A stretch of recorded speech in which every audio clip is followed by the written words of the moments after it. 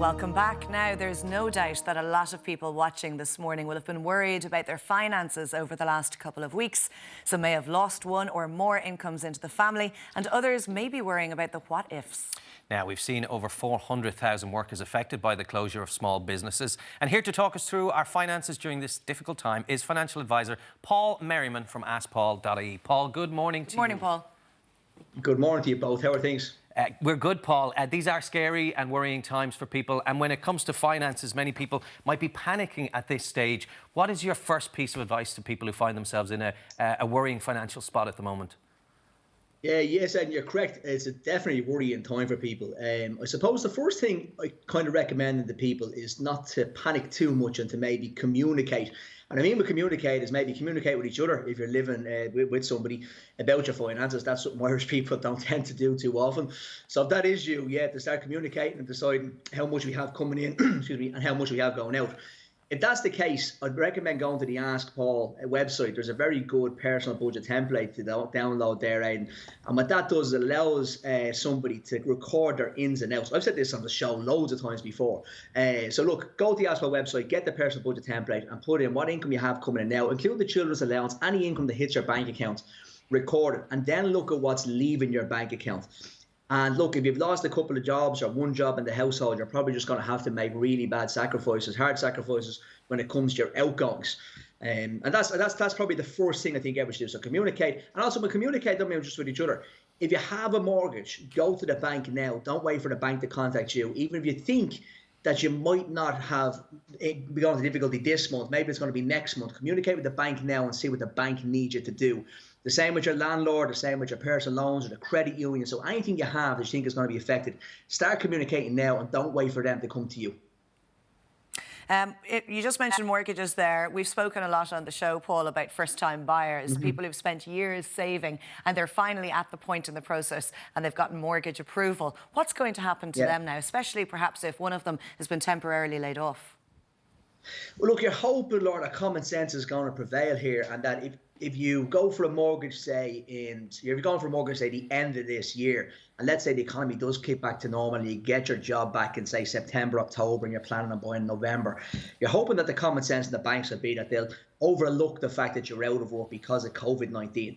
I think it's really important that you must probably be going back into the same job and have the same pay slip and the same pay as you had before COVID-19. I think it's going to be really important for employers to consider and for employees to consider going back. I'd like to say to everyone watching this morning that is in that position is to maybe try, and that this might sound silly, but if you can try not dip into your deposit.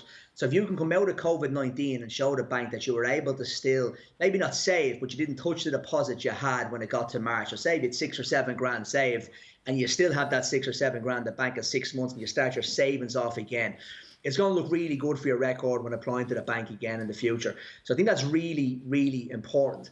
But I do expect, Irish banks, the biggest fans, but I do expect common sense to come in here. This is not anyone's fault. This is not someone losing a job. This is a pandemic, and they're going to have to treat it favourably. I'm sure there's going to be massive pressure on government for doing that, because let's not forget, before this pandemic, we have a problem with our housing, so it's not going to be solved. It's going to be worsened, if anything, by COVID-19. So I do think a lot of pressure will come on government from that. But that's great advice and all, but, realistically, if 1 or 2 people in the household have lost their income and there is savings there, you are going to have to dip into them to survive. What about mortgage moratoriums? Is that an option? Yeah, it is. Well, see, you don't have a mortgage moratorium if you haven't got the mortgage yet. But you're not going to really get the mortgage either, Laura, when it comes to if you don't have income for 6 months.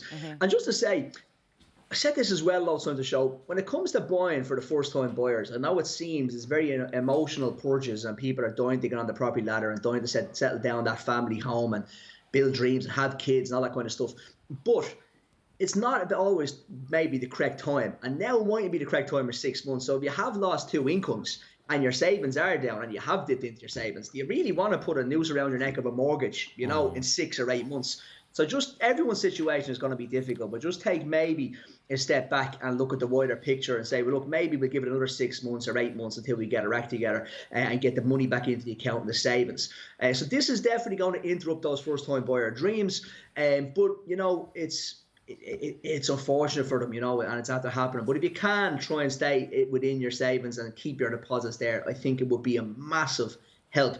The other thing I'm getting asked all the time on Instagram is what I think will happen with the property market, guys. And first-time buyers are really asking this.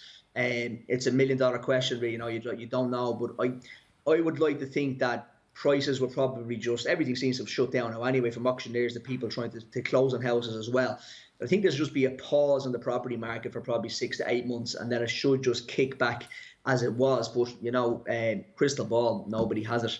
And Paul, finally, would you be advising people to, if they're applying for a bank loan, to continue with that at the moment, or is it the wrong time?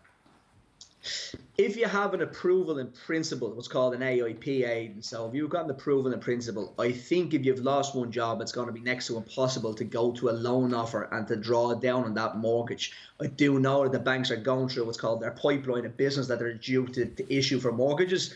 And anyone that looks like they may have lost a job just probably won't be getting a loan offer at this stage. If you have a loan offer, I think you will be able to proceed with closing for the property and drawing down that mortgage over the next couple of months.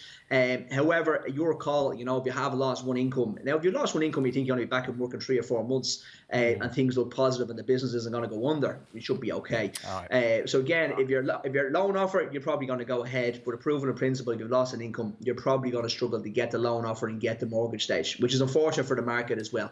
That's where you might see a little bit of discounted in the second-hand property market maybe over the next 6 months, because when you're buying if you're buying a second-hand property from somebody, they're probably in a chain to move up for another house, and once one person goes out of that chain, everyone starts to panic. Okay. So I think there might be a little bit of extra value there. Sound advice. Thanks for joining us, Paul. Stay safe.